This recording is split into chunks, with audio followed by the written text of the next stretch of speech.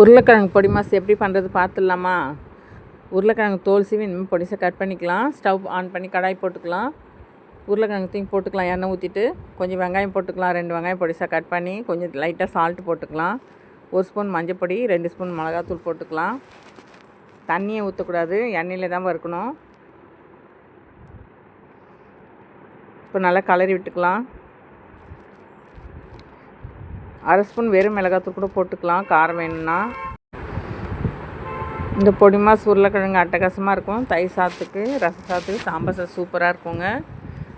அதேமாதிரி பிள்ளைங்களுக்கும் இந்த மாதிரி லஞ்சாக கட்டி கொடுக்கலாம். லஞ்ச் பாக்ஸாக சாதம் போட்டு இதிலே கலந்து கொடுத்துக்கலாம். சுற்றி எண்ணெய் விட்டுக்கலாம். இப்போ நல்லா கலரி விட்டுக்கலாம். பாருங்கள், உருளைக்கிழங்கு ரெடி ஆகிடுச்சு. காரசாரமாக பொடி மாஸ் உருளைக்கிழங்கு ரெடி ஆகிடுச்சு. நீங்களே ட்ரை பண்ணி பாருங்கள். இந்த வீடியோ உங்களுக்கு பிடிச்சிருந்தா லைக் பண்ணுங்கள். இந்த பொடி மாஸ் நீங்கள் செஞ்சு பார்த்துட்டு கமெண்ட்டில் எப்படி இருந்ததுன்னு சொல்லுங்கள். இந்த வீடியோ உங்களுக்கு பிடிச்சிருந்தா லைக் பண்ணுங்கள், ஷேர் பண்ணுங்கள். தேங்க்யூ ஃப்ரெண்ட்ஸ், பாய். அடுத்த